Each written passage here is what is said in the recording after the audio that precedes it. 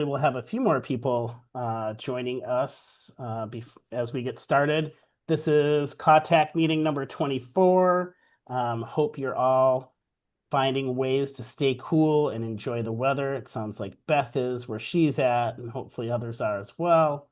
Our last meeting, we had a pretty in-depth conversation about components of complete neighborhoods, both affordability and having a commercial component in complete neighborhoods in urban growth areas. We have two topics today. The first, Karen and Beth are going to lead us in looking at the second version of our land use efficiency measure rules. And our second topic is a new one where Madeline's going to present information about critical path property facilitation for incorporation. It's a mouthful, but I think the concept is pretty straightforward. Before Karen introduces our focus area and questions from the racial equity framework, I think it's just a good time for us to kind of take a little pause and revisit some of our meeting protocols. I cannot thank you all enough for all of your participation throughout the process thus far, this long process. All of you consistently come to these meetings prepared and ready to share your opinions and also your experiences, which really brings some of these topics to life. And your contributions really have us inching closer and closer to fulfilling that charge that we received from the legislature. At the same time, as we inch closer and closer to the finish line, our conversations become more focused and they also become a little bit more difficult. So I encourage everyone, the RAC charter is linked to every single agenda. And I encourage people to just take a look. It's always good to reground yourself and refresh your memory. I think the primary principle when I looked at them again is that everyone in these meetings is collaborating and acting in good faith. And to me, that's just listening to each other and respecting each other and each viewpoint that we hear. Secondly, and related, when possible, as we move down the home stretch here, please, when possible, when you're able, come ready with solutions. I think this group has done a really good job of that throughout. And of course, questions and opinions are always welcome. At the same time, as we're getting towards the finish line, your ideas your ideas on how to fix the issues that you're seeing in the drafts really help us be most productive and make that meaningful progress.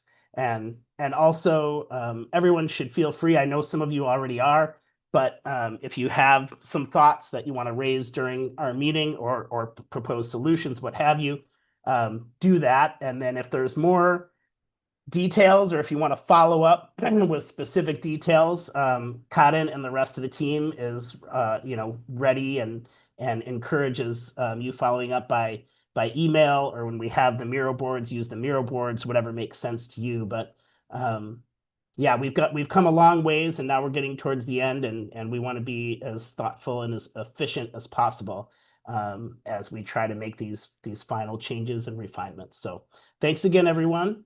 And with that, I'll hand it to Karen. Yeah, thanks. We could bring up our slides. I think we're on slide 3. So we kick off each meeting with our racial equity framework. And I think today, this particular topic under the racial equity framework is apropos. Many of you have been through processes at the local level to select and adopt efficiency measures.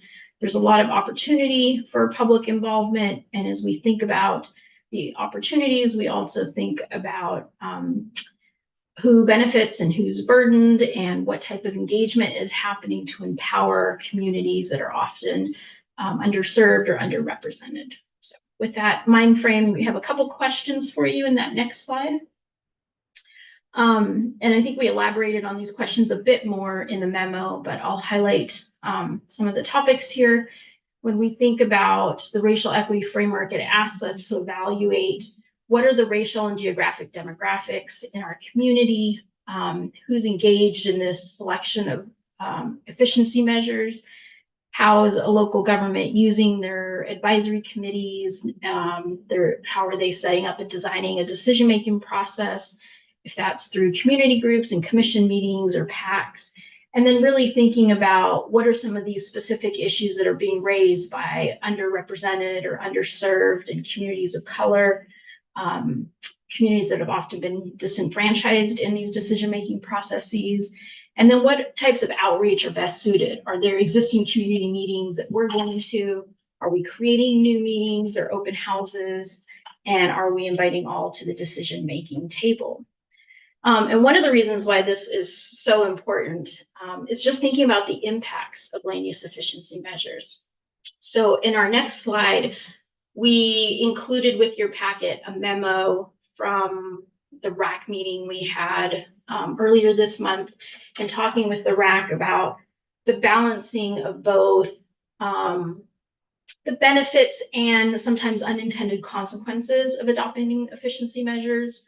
So as zoning changes or as investments are made, if that's a development readiness action item or a housing production action item, that can be catalysts for new development, and really wrapping around those programs and policies to say, well, who's been living here for a long time? How do we stabilize the housing? How do we provide affordable housing? So land use efficiency measures can bring about really great benefits of walkability, proximity to amenities, reduction in vehicle miles traveled, a lot of climate resiliency that happens with this work. And sometimes we also have to think about the externalities that can be unintended. So that community engagement piece becomes central to the process of evaluating and selecting those efficiency measures.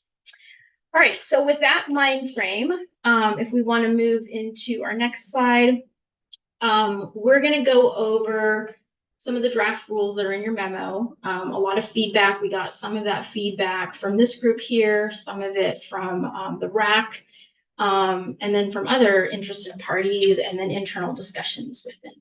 So our next slide, we'll just do a high-level overview of things you're very familiar with. You've seen this before. And just noting that land use efficiency measures do respond to that contextualized housing need. They also respond to the capacity analysis that comes from inventorying your buildable land and estimating what capacity you have. And then there's decision points for local government to say, you know, what capacity do we reasonably have within our existing land supply in the UGB, and do we need to amend that UGB? And it becomes an exercise of transitioning from this is the housing stock we have today, and what is the housing stock we need into the future for a growing community. And you're locally and within that context, locally balancing these policy choices, sometimes regulations, with the market forces of what is feasible for your developers and what is the community needing. All right, so let's move into draft rule language. And I'm going to try to be really brief here. If it sounds or feels like I'm rushing through it, we're trying to save a lot of time for your comments. And I want to give ample time. There was a request of one particular rule, the safe harbor rule. It was a request from a few TAC members of how would it operationalize? What does this look like? I'm trying to visualize what this could be. So I want to give a lot of time to Beth to run that through. She has a demonstration for you all. All right, the definition, you'll see we've internally, amongst our staff, we got quite a bit more specific. So you will see that not only is the definition of a land use efficiency measure necessitate that it be demonstrably or quantifiably. Now, quantifiably reduces that land need, but it also is a change to a comprehensive plan or a land use regulation. So then that becomes a very specific type of action that we felt best represented the intent of what we're trying to do with land use efficiency measures. So in my attempt to be brief, I'll move on to our safe harbor. And so we had a lot of discussions last time around the safe harbor, and it's both its language and then the intent and function of the safe harbor. And so we've brought back some more clarity, I hope, that the safe harbor is asking for cities to demonstrate or show a practical explanation of the efficiency measures that once they are adopted, would estimate a result of at least 20% increase over density that is expected over the next 20 years. And so that estimate is a rough calculation or approximation based off of the selection and adoption of those efficiency measures. And each cycle, it resets.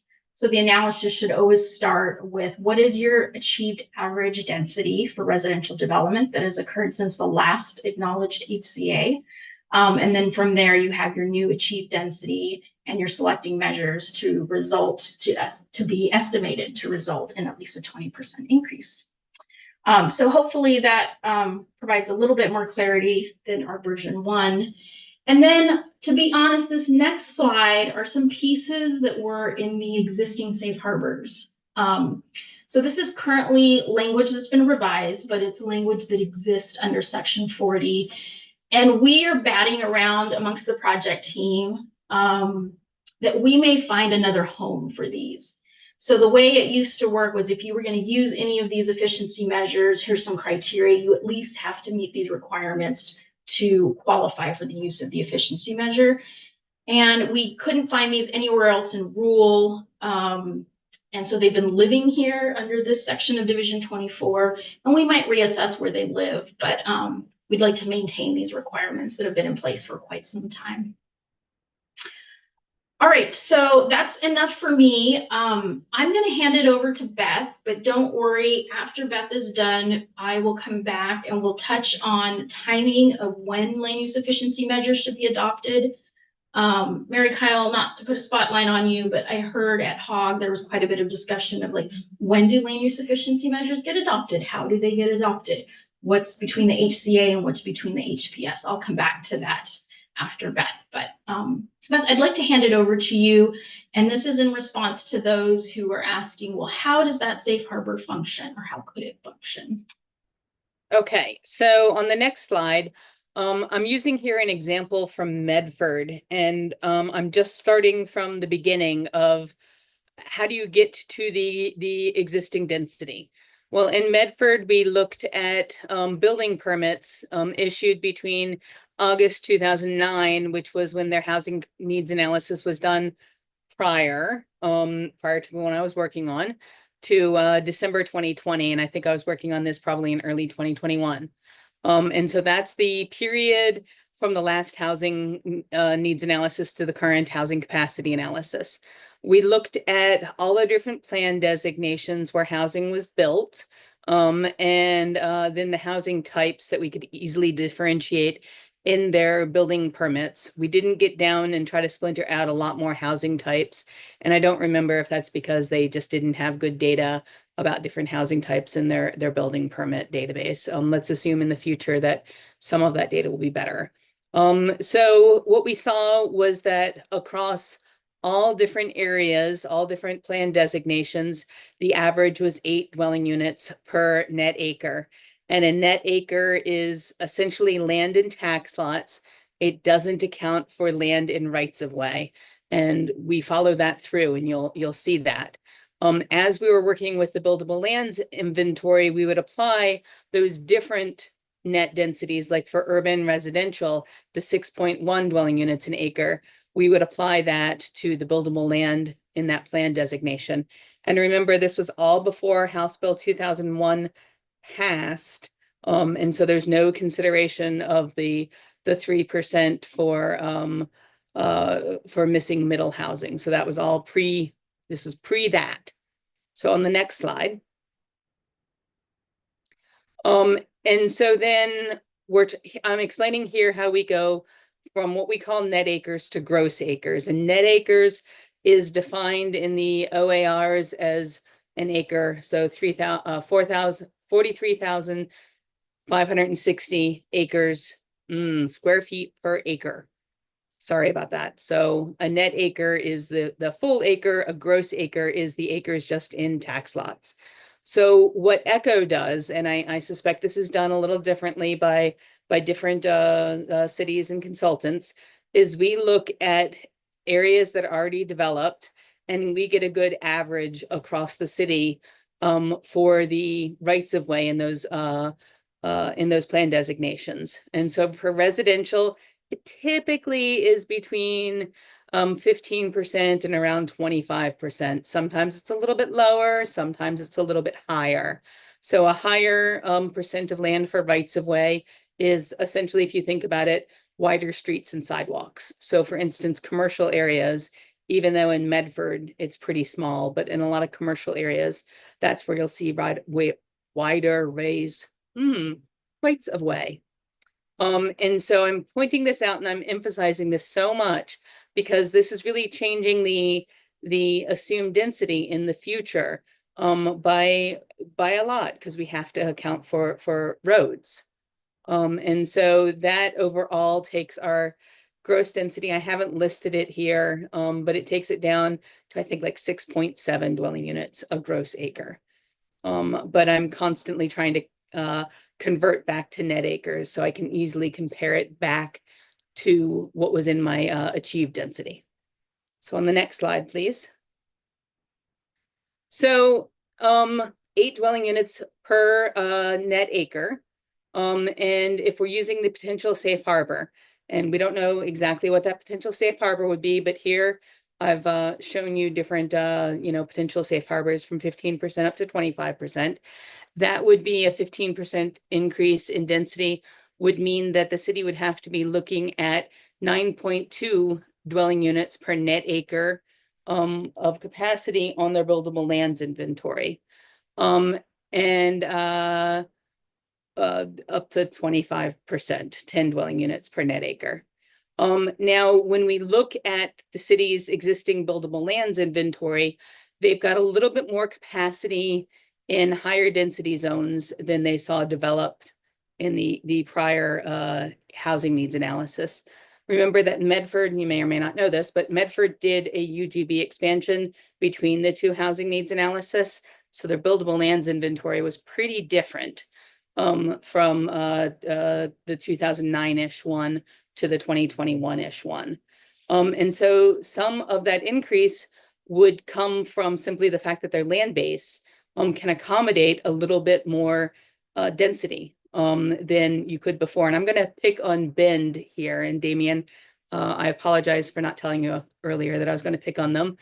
But we did some pre-work for Bend some years ago on their housing needs analysis. And when we were looking at their buildable land capacity, we found it had capacity for a lot more multifamily land, multifamily housing, and a lot higher density because they'd made zoning changes that were fundamentally really different as a result of the 2016 housing capacity analysis that they did. So their densities looked really different in that pre-work we did. And those zoning changes, whether they were up zones or changes to zoning standards, were really the equivalent of land use efficiency measures. So Bend, I think, when they do their housing capacity analysis, they're going to see some real changes from their last housing needs analysis because they've responded in terms of policy to what we found in the 2016 analysis. So on the next slide, please. So some land use efficiency measures are going to be easy to measure what the impact is. So upzoning land, redevelopment, changes in lot sizes, those kind of land use efficiency measures, they're going to probably have a larger impact proportionately. They're probably going to be where you see more of that gain in future density on your buildable land base. And they're also going to be a little easier to measure. Some land use efficiency measures are harder to measure. Some of them might on their own have a 3% impact, such as significant changes to allow multi-unit housing types in more areas or setting lot size maximums. Those are some things that may be hard to measure in terms of exactly what are we going to get out of them. It's not like changing a lot size. But they're probably going to have a pretty decent impact on their own. The missing middle housing is one of those kind of changes. And then some land use efficiency measures may be more likely to have a collective 3% impact. Things like adjusting setbacks or changes to height limits or other, I've called them smaller zoning code changes. And anybody who's tried to change height limits would never call it a small change because it's a very difficult change to make. But those collectively, you may look at claiming that 3% for a few different land use efficiency measures put together. And then on the next slide.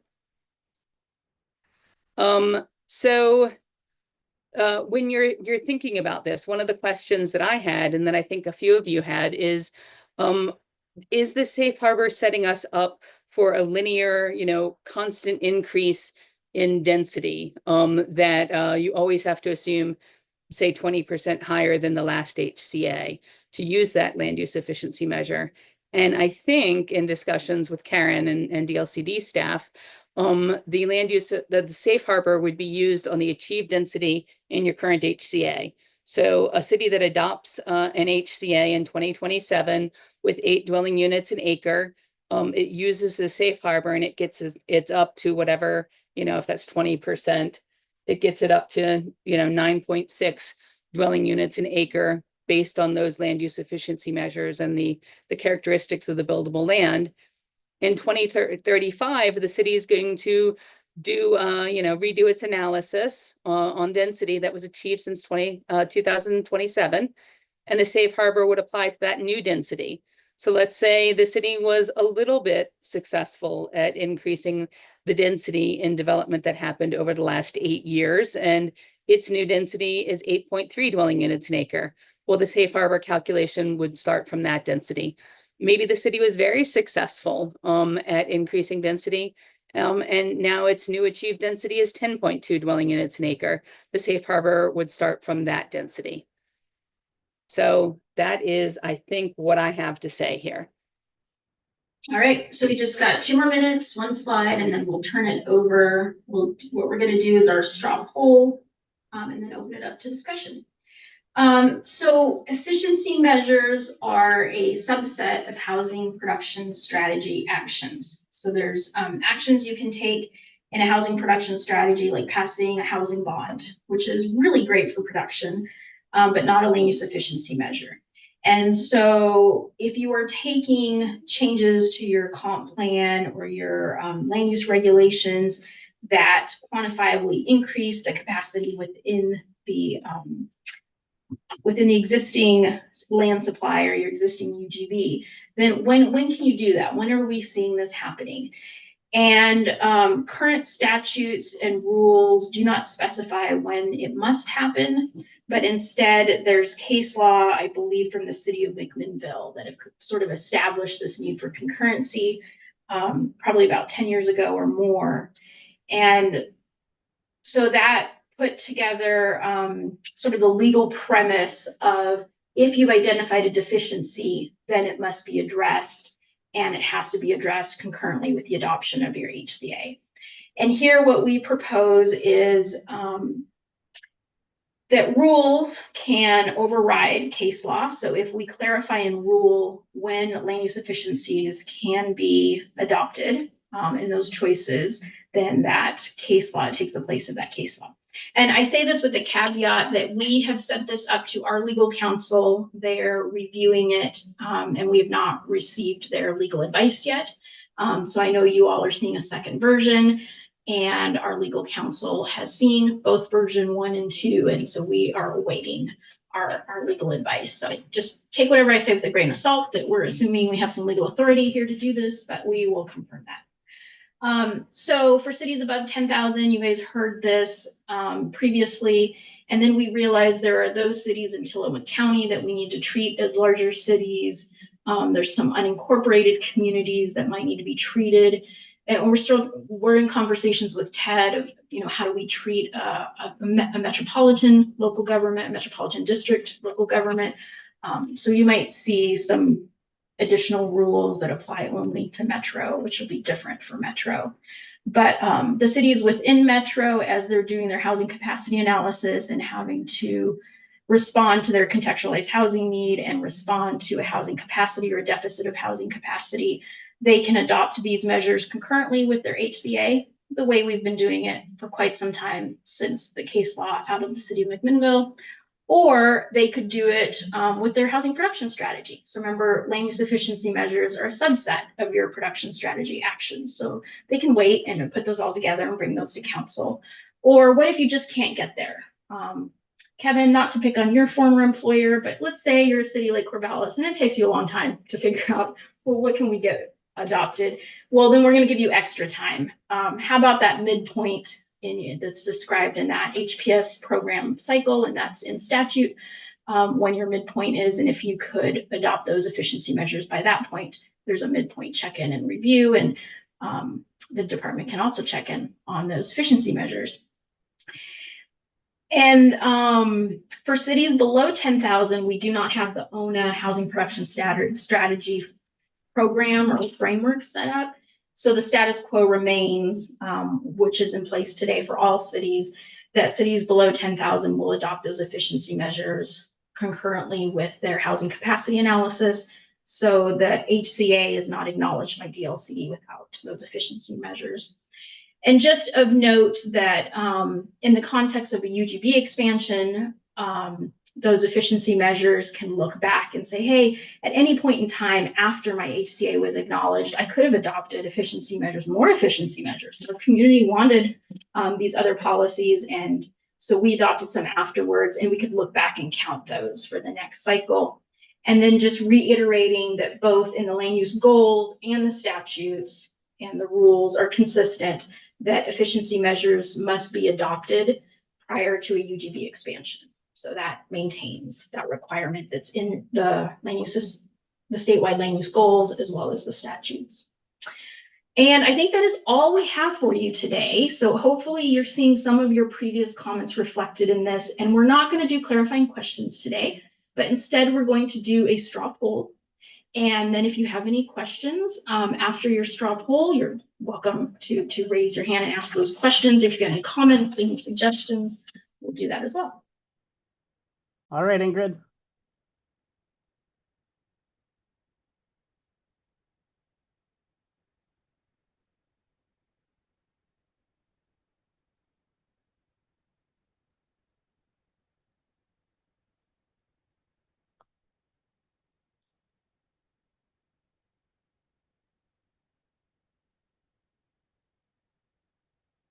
Steve, I don't even know how many members we have. That's what I was just counting. We have 12, so we're just about there.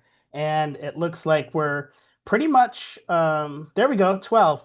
It looks like half are good with the rule that it is. A quarter would like to see some minor refinements, and a quarter feel there needs to be some more significant revisions. So let's go ahead and open that up to comments and questions. Brock, go ahead. Yeah, a couple. So, well, one for 8. If you guys had you taken a look at the suggested rewrite that I had sent in to address the like demonstrate versus estimate question that had come up? We did take a look at it, and we have responded to that via email. Well, I saw that. Thank you for sending. Do you think it fits with the intent that you were going for? Because I was trying to make it as close as possible, knowing that I had other suggestions as well, but just to get that point of clarity for everyone. I'm not sure. Yeah, that came in after the memo was sent, obviously. So you can look at it too. We'll work on it for version 3. Okay. And then for Rule 50, subsection 9, and it was mentioned earlier in the packet as well that efficiency measures which are required by Goal 14. And then we have it said that it's required under statute as well. Can you direct me to what part of Goal 14 says that those are required prior to the adoption of a UGB expansion? Because the only places that I see it in Goal 14 are in the guidelines. And same, I looked under goal 10 just to double check there as well, but none of the actual body of the goal requires efficiency measures before UGB expansion. And Yeah, the statute requires either or both. I'll direct you to page 1 of the memo. And I think it's very similar to the memo that you received for the May 20th. And there we cite the goal language for that. And then I'll email you the statute language if I don't have it in the memo for CalTech meeting in May. For some reason, I thought it was in this memo and that I repeated it in both memos, but I can definitely send that via email. Thank you both. Others who voted maybe for more significant changes. Derek.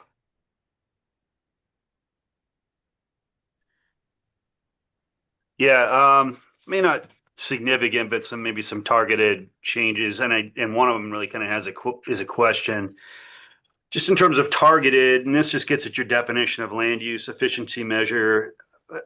Is the addition consistent with ORS 197-610 really value additive? The rule language can get very long, and we necessarily, if we're doing a comp plan amendment or land use regulation, we have to comply with that statute. So I'm not sure adding it into the rule really adds anything. Just a small thing. Yeah. Hey, let me take that under advisement. We thought it did, but it may not. I'll take that, Derek. Let me think about that. Thanks. Okay. But the other one, I'm just trying to better understand this, is under your safe harbor provision, and you added in demonstrate that, and you added in proposed land use efficiency measures. And I'm thinking about this in an iterative manner, assuming there's consistency in statute and rules, and we're going through this analysis every fixed number of years. Is there an expectation that we'd have to come up with a new set of land use efficiency measures every time we go through? No, we intentionally don't use the word new, but it might be modified or revised, updated. Yeah, we'll be looking every 8 years at jurisdictions, efficiency measures that they chose in the last cycle. How did they play out over that cycle? Are you going to repeat the same ones? Are you going to do different ones? Are you going to modify them or Okay. them in any way? Yeah, because go ahead, and then you and then Beth, if we could. Yeah. I can think of a circumstance where a jurisdiction such as our own, we come up with some reasonable efficiency measures, but we don't make a lot of traction on it for other factors that are outside of our control. And those are things that certainly can be documented. And I'd hate to be in a position where, we have to scrap it and come up with a whole different, set of efficiency measures. If those measures, maybe based on changing economic circumstances, might actually get some traction moving forward. Okay. Beth. So following up on what Derek just said, as part of the HPS, a city is required to evaluate the efficacy of the last HPS actions that it did. I'm not sure, since land use efficiency measures are HPS actions, if land use efficiency measures are automatically fall under that evaluation. It may be that that's something we want to make clear in guidance, for instance. But one of the questions that I've certainly asked cities when they've adopted a land use efficiency measure and it wasn't panning out, or some other thing wasn't panning out, is why wasn't it, producing? Is there some barrier that is in the way that's preventing it from happening? So maybe that's part of what this should be. Yeah, that's a really good point that I'll add on to that. It may not be, Derek, a new efficiency measure, but let's say it didn't work out for reasons within the city's control. That next cycle, you may be advised, or you may want to consider some production strategies to really bolster and support some production strategy actions, some more production related actions. So yeah, we'll analyze barriers to efficacy at the end of each cycle. Thanks for letting me jump in, Steve. Yeah, Heather. Thank you. I have two main pieces, and then I might jump in later. But regarding the definition of land use efficiency measure, so I just want to confirm, was the intent to exclude financial development incentives from the definition? It is the intent. And so I just kind of want to understand that a little bit more because, for instance, in our downtown, our zoning is like the most permissive that there is. And the redevelopment analysis has shown, the market analysis that we've done has shown that really what is going to get more redevelopment, which is what we're looking at downtown, is financial development incentives like tax, the multiple unit property tax exemption. So, and we've been putting a lot of effort into trying to even make that tool more useful. So I'm just thinking about particularly downtowns and centers, and those being areas that were, I think, with the climate friendly areas and trying to focus more housing and actually required to focus more housing in your climate friendly areas. If we can't use financial development incentives, then I think then we would, and it has to be a land use regulation or a comprehensive plan amendment, then I think we would be moving more towards sticks instead of carrots in the land use code. And so we'd be doing things like requiring a greater minimum density in centers, or requiring a minimum number of floors, or things like that we've heard are, and we've had experience with, actually become a barrier to development happening. And it's such a hard balance. I recognize that, to figure out, like, we don't necessarily want a new single story building going in our downtown. And if that's all going to be housing, that's also great. So it's like trying to figure that out. So I just want to like flag the very real situation that at least we are in, that development incentives are going to be one of the ways that we get more housing, particularly in centers and climate friendly areas. So I was just curious to hear a little bit more about your thoughts on that. Yeah, I think that last statement of yours, that those incentives are the way to get more housing. Yeah. So is a housing bond. In Portland, we had a tremendous amount of housing units, and in the metro region as well. But they are not land use efficiency measures. And I think the question I would pose back to you, Heather, is if tomorrow the city council turned over and you got a new mayor and they said, we do not like these financial, what would it take for that governing body to remove those incentives? It's a question. What would it take? Oh, sorry. Yeah. They have to adopt something either by ordinance or by action. It's a different kind of ordinance or action than a land use code, but really they could do the same thing with the land use code. You would have to make the findings, obviously, related to your buildable lands inventory. So it sounds like, for a land use code. So it sounds like that's what the issue is that you don't have to make findings. Okay. On a whim, as political winds change, those actions that can be by ordinance don't necessarily have to be by ordinance. Those actions are very different than trying to make findings to changes to your comp plan or your land use regulations. Oh yeah. No doubt. And often can be more political, actually. And so it's interesting. So I guess, so it sounds like there's that sounds like a hard line is what I'm hearing. It was a change from version 1 to version 2. Oh, okay. Yeah.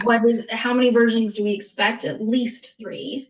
Where are we right now? We're in July. Commission will adopt the rules in December. So staff don't get to make these decisions. All we can do is take our expertise and our recommendations to commission. So there are Yeah. no hard lines. It's just. Okay, well, I'm just trying to find a solution that is all, I'm trying to problem solve. And so I'm just thinking about, we are going through the analysis right now and got, funding from the DLCD Housing Grant Program to do a market study through Echo Northwest to try to incentivize and get more housing in CFAs, which is also another state requirement. So I totally hear what you're saying, and I'm just trying to figure out, what is probably going to happen then is that if we don't have efficiency measures that can quantify them, we are looking at an expansion. And I'm just like getting caught in this circle of like, well, then how do we meet our CFA requirements, And so anyway, I'll just leave it at that. I think my other question, and if other folks want to. Heather, before we move on, Kevin was trying to get in, I think, on this topic. So maybe Okay. he could go and then we'll loop back. Thank you, Steve. It's just a quick question, and I think maybe you've already answered it. I think the question is that I would have is, are you confident enough in any of these strategies to reduce your land need for UGB expansion based on those kind of financial incentives? I don't know if that's possible, but I mean, that's an area I don't know that we've really explored. But you'd really have to, as a city, you'd really have to kind of double down on, hey, we really believe the strategy is going to be effective and we're going to reduce our land need. I'm thinking out loud here. I don't know if this would pass muster, but that's kind of the trade-off we're looking at. Yeah. I'm sensitive to what you're saying though, Heather. Yeah. Okay, thank you. Yeah, and I think we would want to make sure that we are not just making an assumption, but and maybe we're in a unique position or of being able to demonstrate that we have seen units come in due to, they actually have to demonstrate that particularly with MUPD, they have to demonstrate that the units wouldn't happen without MUPD. Now, there's lots of opinions about that, but nonetheless, we have seen units through that. So thanks for that. And I'm happy to chat further outside of the meeting or get some of our community development folks involved. The other question I had. Okay, great. The other question I had is about the allocated land need, that the land use efficiency measures have to address the allocated land need in section 4.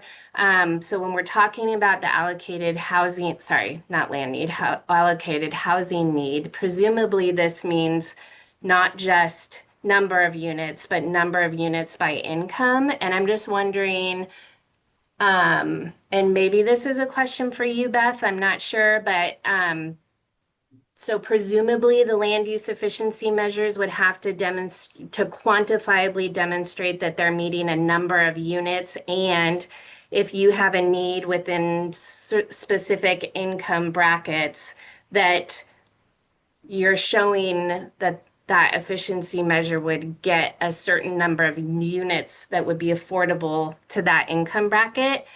And if we're going to talk about that in another meeting, that's fine. But this is a question I keep having, and I'm just still unclear on it. Thank you. Kevin or Beth, do you want to? I'm willing to take a stab at that one, which is that we haven't actually discussed that. And I think it's been a little bit more not geared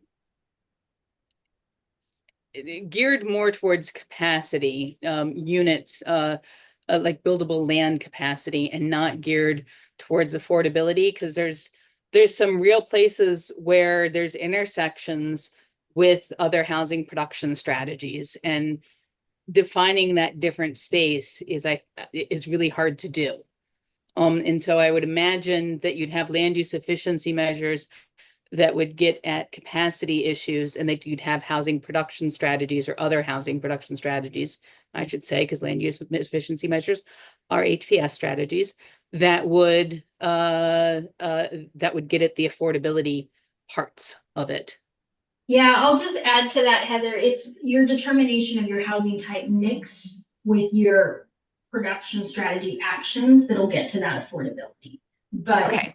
use efficiency measures are really directed towards your capacity and density. So even though it says allocated housing need, I guess I'm just wondering if Yeah, there needs to be a clarification there, but the extrapolation of that need goes into your housing type mix, so it's responsive to that. All right, Al. You're on mute, Al. Okay, now you got me. Yep. Are you sorry? Yep. I had one real simple question at the beginning, which is going to show my ignorance. Is safe from what? If we get somebody comes up with 15%, what don't they get? What's Well, the safe harbor from? Typically, Yeah. it's the appeal, the liability, legal liability is harbored from. The safe from appeal for failure to do what? Is it the reasonable capacity requirement of goal 14, or is it something in goal 10, or is it something else? I mean, I don't know what it's, or is it something in the production strategy? What are you saving people from? Harboring liability from goal 14 to that a local government shall demonstrate the needs cannot be reasonably accommodated on land Okay. inside the urban boundary. Okay, so what that tells me is that if Eugene, for example, shows that it has met the 20% standard, that there'll be a rule that will say that that is presumed to, or that meets their reasonable accommodation requirement prior to expanding the urban growth boundary. That's what they get. If they don't want to expand the urban growth boundary, they don't care about this. Right? I think that's right. And I'm seeing some nods. Yeah, Okay. if there's a city that chooses, we just don't like the idea of expanding our urban growth boundary at all, we're going to take some efficiency measures, then they're held accountable through the housing production strategy and the acceleration programs and those audits that happen if you're underperforming and not making progress toward your housing production target. Okay, that helps clarify that. Then I wanted to go back to one of your opening comments, Karen, which you were talking about the relationship between case law and rules, and it's a little. You're right as to some case law, but not as to all case law, and you'll need to have your attorneys kind of sort that out for you. There's a good decision down from the Oregon Supreme Court this week in the DEQ case where they go back over what the court's been saying about that. And basically, there are three kinds of things that the legislature says in its statutes. One is called a delegative term, and one is called an exact term, and one's called an inexact term. And there are only some of those you can change with rules. And the same goes for your goals. There's some things in your goals you can interpret or change, but there are other things you can't.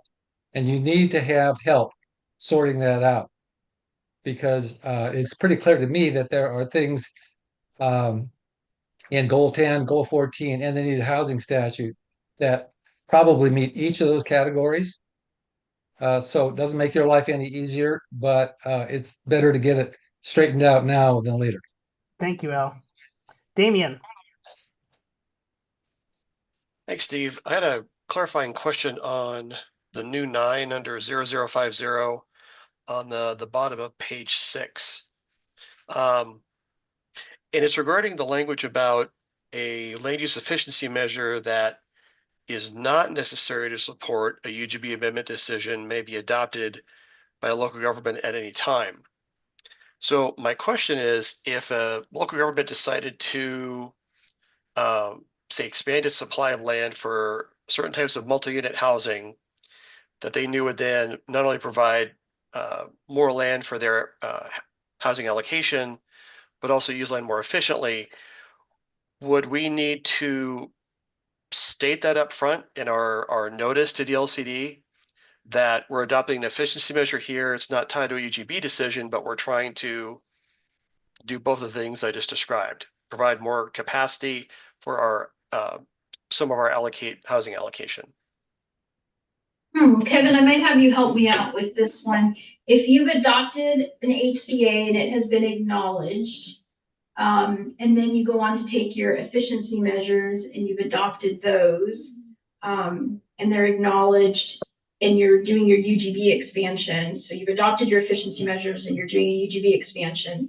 Then all of that work, once the UGB expansion is adopted, gets acknowledged. And if in that expansion area, you're taking additional efficiency measures to use that new expanded new land supply more efficiently.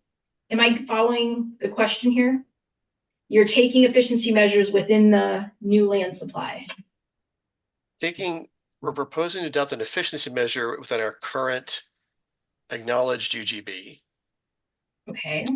Independent of a housing capacity analysis or a UGB decision. For example, our affordable housing committee decides, hey, we think it'd be a good idea for the city to rezone land in this area to allow for these types of housing, and it would have the net effect of increasing density by X.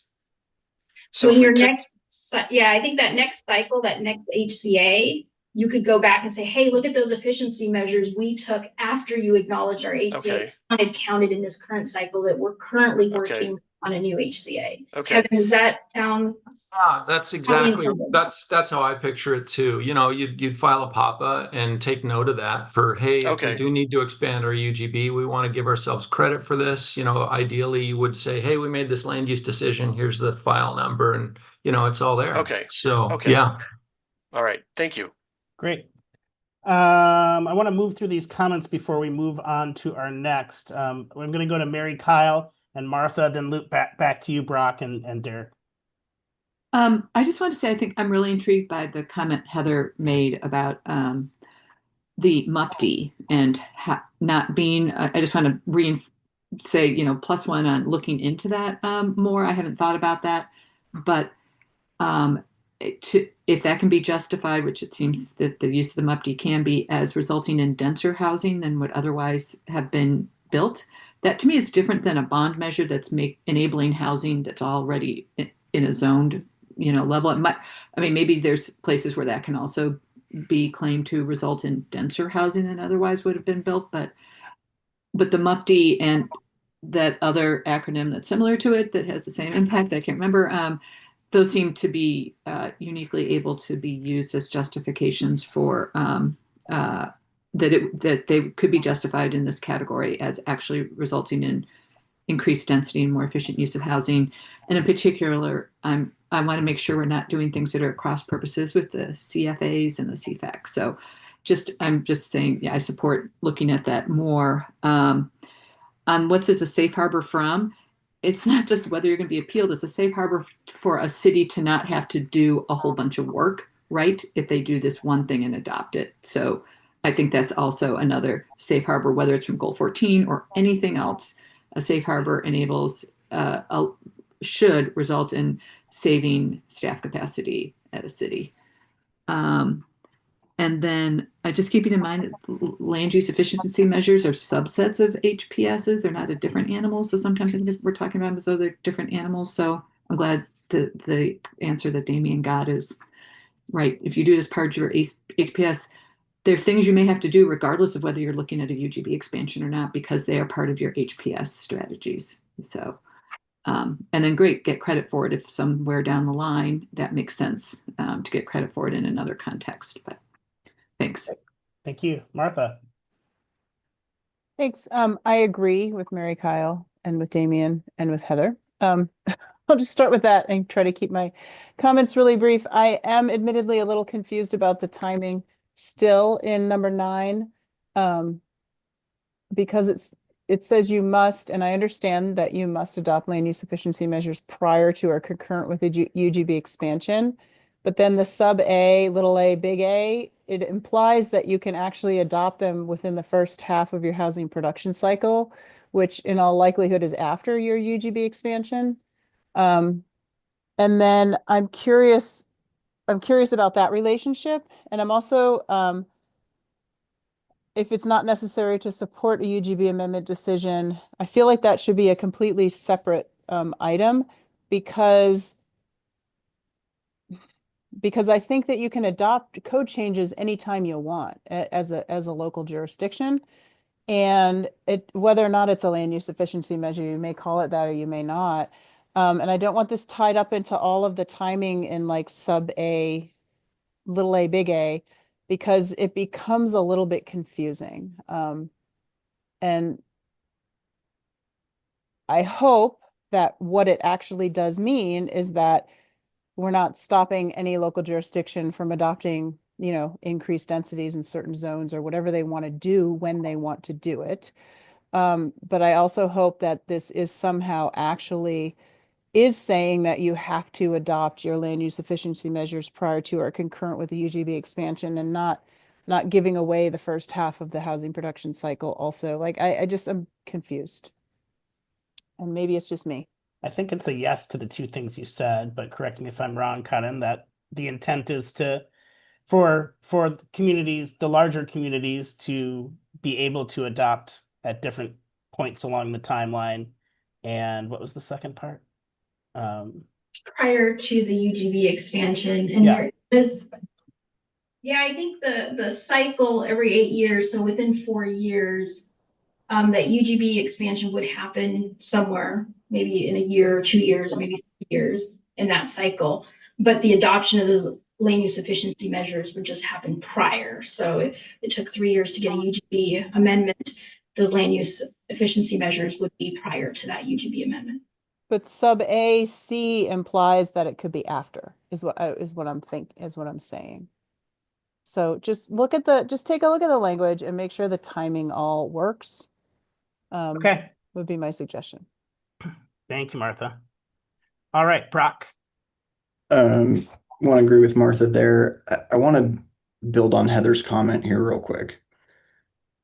If a local government does a market analysis that finds that increasing efficiency is not likely to increase development, like let's say they have reached, the efficiency level that their local development market is capable of producing. If they put forward that market analysis and say, this is the demonstration that we cannot reasonably accommodate more housing on the land that we currently have right now, and adding those efficiency measures isn't going to help, as we've seen with this, if you exceed that capacity, you're going to experience decreased development. Does that meet the test threshold, I guess, of saying that, yes, this is a demonstration that it cannot be reasonably accommodated?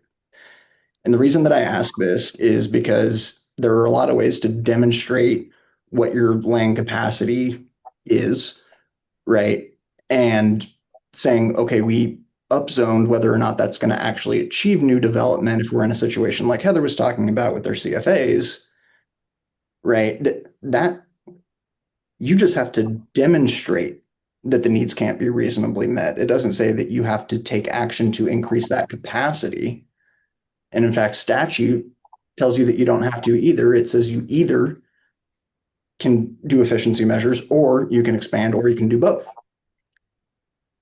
So based on what I have seen, I do not believe that either Goal 14 or the statutes require those efficiency measures prior to UGB expansion. You just have to demonstrate that your capacity of your current lands is not going to continue to produce more housing. Additionally, I think there has been a problem arise in statute, and I assume it happened with House Bill 2001, but in the ways that are listed that you can expand your UGB in response to a residential land deficiency. You have 270, 280, 350, right? And then there's also bits and pieces in 362. 215 is for removing it from the urban growth boundary. And then you have 300 to 325, and 310 and 312, 310 and 312 being the pieces that connect in for cities below and above 10,000. but under 25,000 for the simplified UGB method. 280 is the section, 270 just applies to non-metro 25,000 plus. 280 applies to non-metro less than 25,000. In 280, there's nothing that exists like there does in 270 that says if the needed housing is greater than the capacity, take one or both of the following actions, be more efficient, or expand. And so what I'm wondering is that under the statutes as they exist today, whether or not that was an error, that's what we're implementing. Is there a way that the statute is directing cities to consider a UGB expansion alone or in conjunction with efficiency measures? Because like Derek, for you, the city of Newport, right? You guys are just over 10,000, right? And you're under 25,000 and you're not metro. I don't see something in statute that says in a response to a deficiency, you consider a UGB amendment. And if that is the case, we have a lot of work to do to fix Division 38 as a whole before this process ends.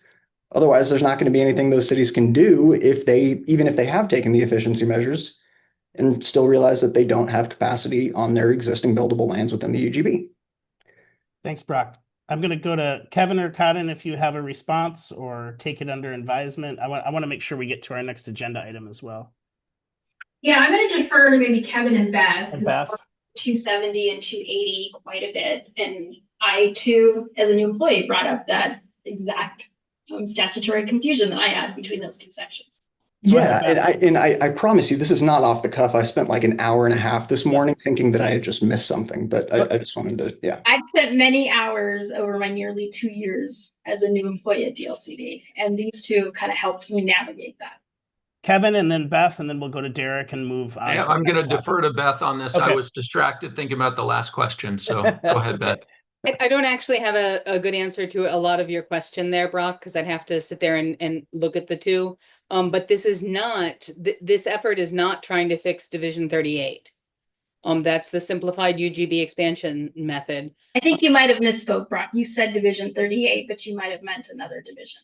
No, I do mean the simplified UGB method because the statutes for 310 and 312 in 197A, that's what connects to the administrative rules for the simplified UGB method. But we don't would have not be a traditional, what? We don't have statutory authority to work under 312 or 310 or Division 38. I think, Brock, I'm going to ask that maybe you guys take this after the meeting. Thank you. Derek. Yeah, briefly, to Heather's point, I think it was a really good one. I really would encourage you to consider reconsider the financial incentive component. I mean, the way we use it is to basically bridge that infrastructure deficiency gap that's holding back land that's already inside our UGB. I'll give you a couple examples. One would be forming an urban renewal district in our commercial core area to address undersized gravity wastewater lines and lift stations that are holding us back from getting in higher density development in these areas. Even though we've got zoning in place for it, the infrastructure constraints are holding back that form of development. Similarly, say, for affordable housing, we use that multiple unit property tax exemption so that the developer can get an affordable housing project in there and incur the kind of infrastructure costs they have to absorb to make the project pencil out. So it's just trying to balance out all of those factors there. So I do think there's a role here for financial incentives. And I'll just share with the group that I have argued both sides of this. So everything you just said, Derek, everything you've said, Heather, we've had these debates internally, and I have come from your position defending exactly what you're saying. We've also had the debates where I sat on the other side and debated it the other way. So know that we are thoroughly talking about that. To Heather's point, nothing is set in stone. There's no hard and fast rule. Our debates have covered every angle I've heard here today internally. Where the rules will end up, I couldn't even tell you. I don't have a crystal ball, but this is sort of where internally we landed with version 2. But thank you for all of you that gave input. Yeah, thanks, Karen, and thanks everyone. A lot to consider there. I'm going to go to Madeline, who's going to present our next topic. And sorry for constricting the time on your topic, Madeline, but let's see how far we can get. Steve, Maddie Phillips, Public Facilities with the Housing Division. Thanks everyone for a very productive conversation just now on land use efficiency measures. My hope was to tuck in some guidance concept. This is, again, maybe zooming out and perhaps a little broader in conversation than what we just left, because this is not meant to inform rulemaking, but we are going to get, just to foreshadow, we are going to get into more of those really detailed conversations in the next subsequent meetings that we'll have together. And I would be remiss to wait on an opportunity like this to sneak a little guidance and brainstorming opportunity in with this group early on, so that we can have a better idea of how cities actually do the work that we've prescribed in some of the rules, and how that might inform some of our guidance. So this topic arises primarily out of the work that was focused on development ready land inventories that you all discussed several times, but most recently in June, about what a city does in response to inventorying development ready land. What happens when a city does not have enough development ready land? And the question, or one of the three ways that a city can address development ready land deficiency is to encourage properties to incorporate or become annexed, qualify under the annexed and zoned component of development readiness. I know that's we're still in discussion and refinement, perfection of that definition, especially for the cases of unincorporated urban areas that fall under our rulemaking for this topic. But just for discussion's sake, this is the question of how do cities include more land that is eligible and can be considered development ready, so that they might meet their housing target. And one of the primary challenges that many, and I'll talk specifically about cities and their challenges to incorporate land that is just beyond their incorporated city limits in particular today. And the work that happens in that area is a question of order of operations, of how does a city incorporate or increase the eligibility of certain land to be urbanized, and support jurisdictions in identifying properties that are eligible for public-private partnership in particular. We go to the next slide, please, Jenna. The concept is critical path properties. So the name might be terrible. We can certainly refine that. I know it's a mouthful.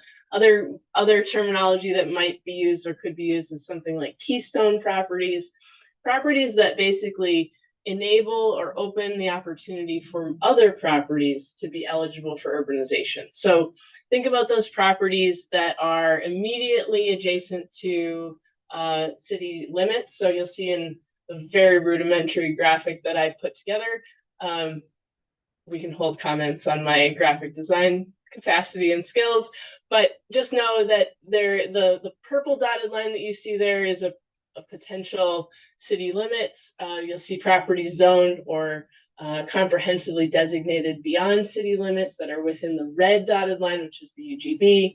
And you'll notice that there are several properties that abut, that are immediately available to be annexed by a city. But then there are more properties out to the UGB that could be eligible, but for the incorporation of one of those adjacent properties.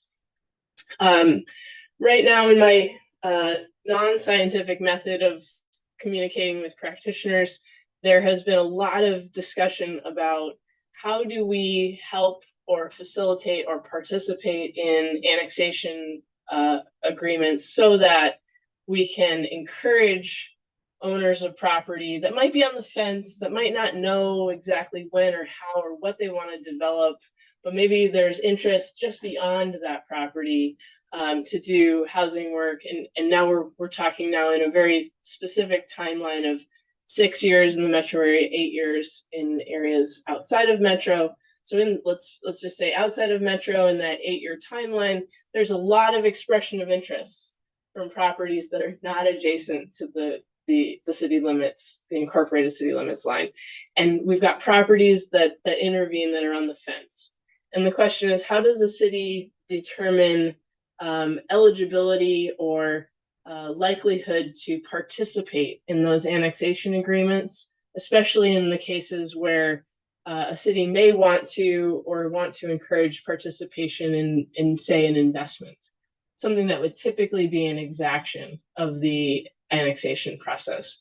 My hope was to propose that there's a way that cities could not only participate in that process in a meaningful way, but also be able to count that work towards their housing production strategy. And so to think about this as a programmatic approach to public-private partnership so that properties adjacent to city limits could benefit from participation by the jurisdiction in some specific or meaningful way, and allow subsequent urbanizable properties to become eligible to be incorporated in that shorter window of time. So really focusing on the development ready land inventory timeline and or HPS cycle. We can go to the next slide, please.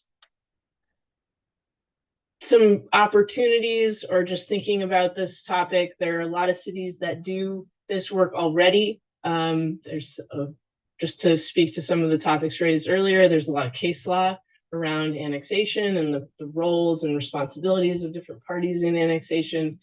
Our intent is not to create rule around this topic, but simply to spotlight it or highlight it as an area where cities may have more opportunity. Obviously, that is related specifically or could be related very closely to resource availability. But thinking about how a contextualized housing need is likely to inform conversations going forward of how cities participate in certain aspects of development, thinking specifically also about housing production outcomes. So when certain properties express interest and show that they may have development potential for certain housing outcomes, some of which may be consistent with the city's housing production strategy or some of the allocation requirements that they may be facing, those properties that are immediately adjacent to city limits or may have or potential areas, I'm thinking like basins of property that could be served or would be served, but for one or two immediate properties that have a hard time determining what they're going to do with their property, when they're going to develop, whether they want to annex. And sometimes we see cities held up in their ambition to incorporate property because of those limitations. Cities already do this as an ad hoc approach. So there's I'm sure each of you have a story about how you've brought certain elements of a jurisdiction to the table to ask the question, how do we help this property move forward?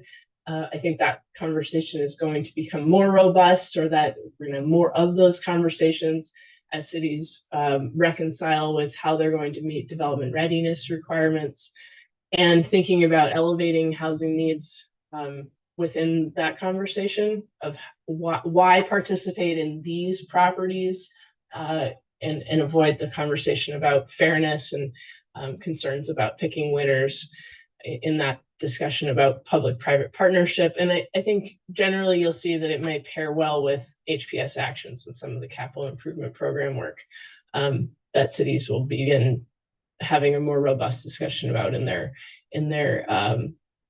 discussion about what to do about development ready land.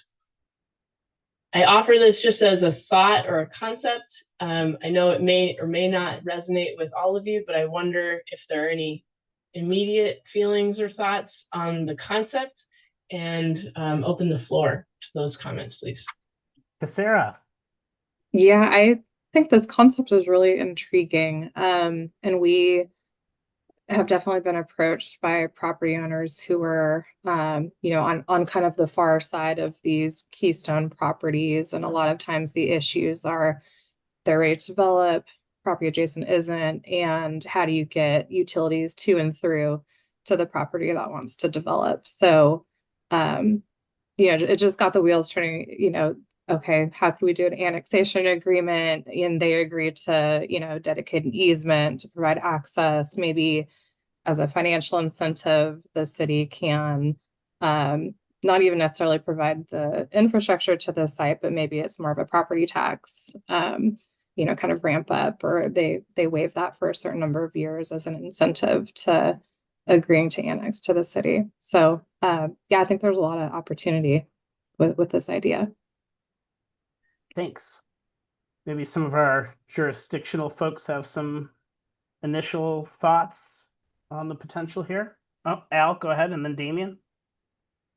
Yeah, just a couple of thoughts. I can think of 4 situations on the coast where the Keystone property owner was ODOT. And some of those cases it worked out really well, and some cases it didn't.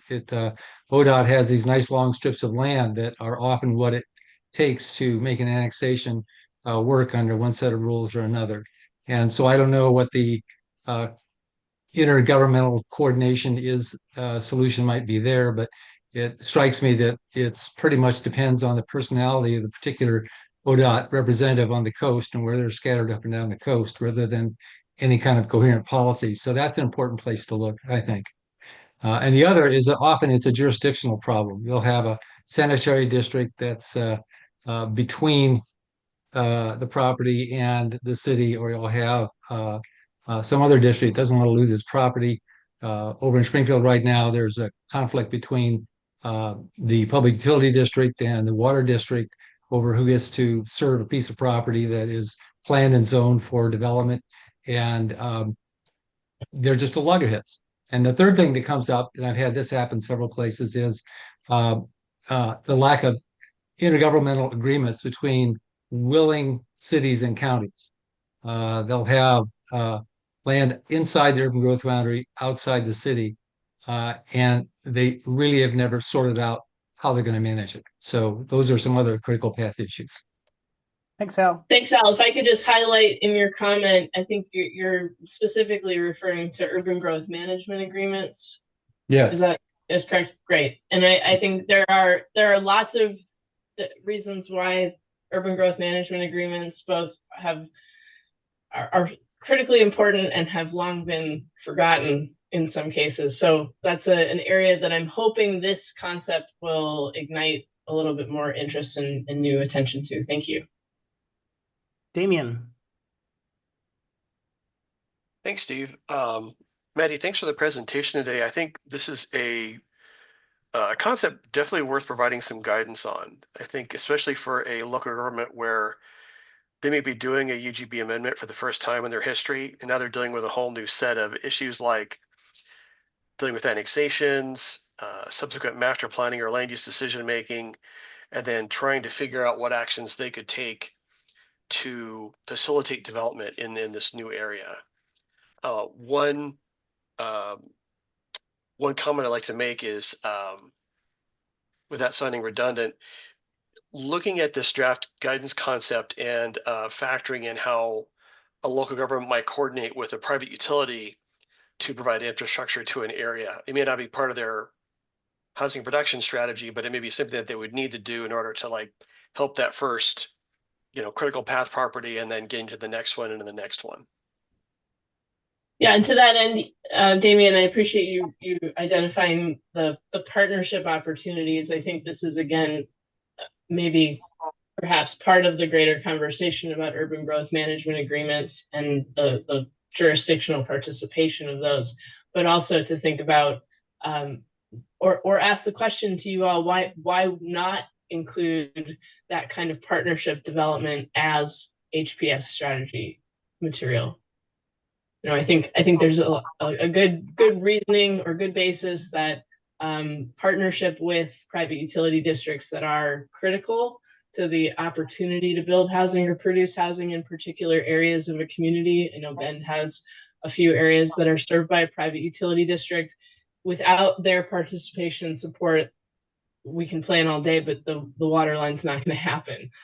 So if there's a way to facilitate or tip productivity of housing, I think those are things we can certainly look into as counting towards housing production strategies.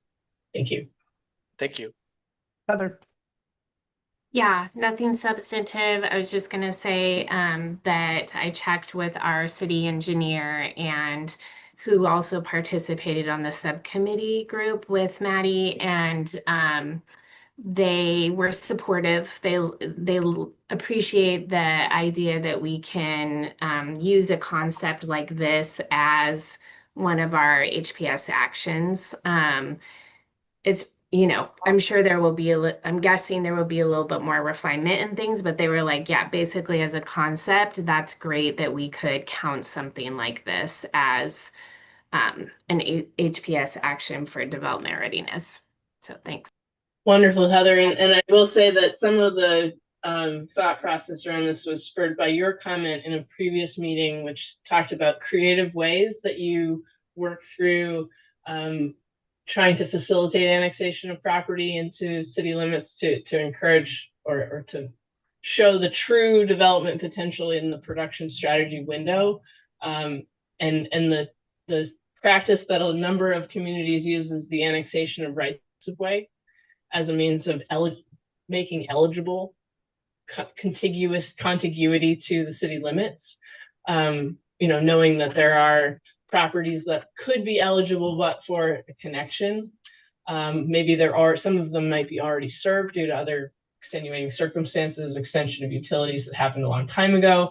But thinking really deeply about what are the, what properties does a city participate with, and what properties can a city sort of adequately rule out. And so those criteria that I listed on the last slide are just a starting point for that conversation, knowing that there's likely to be a lot of interest if cities don't provide a set of criteria that secure eligibility. And then there's also just, in my past experience, there's a lot of question about why does the city participate in this property's development or facilitation, but not in this one.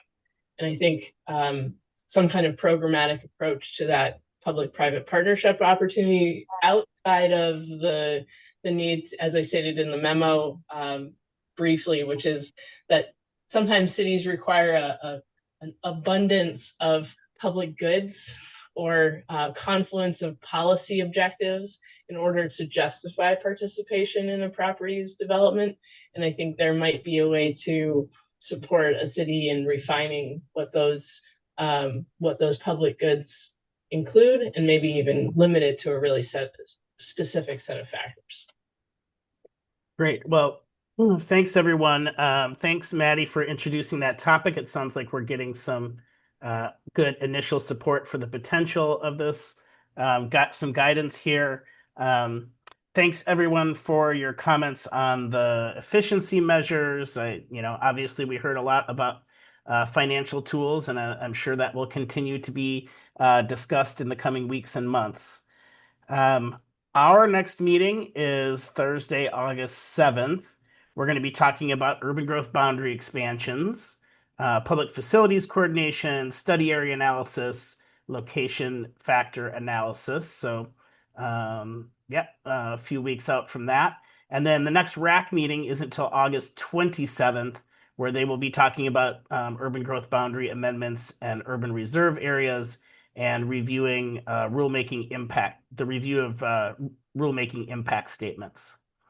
Kaden, anything to add before we go? Yeah. Yeah, just another reminder that we are now at that point in this final stretch where we've all agreed on premise and principles and intent of the statutes about 80%, and we're down to that 20% of, well, I think it should use this word and that doesn't clearly state.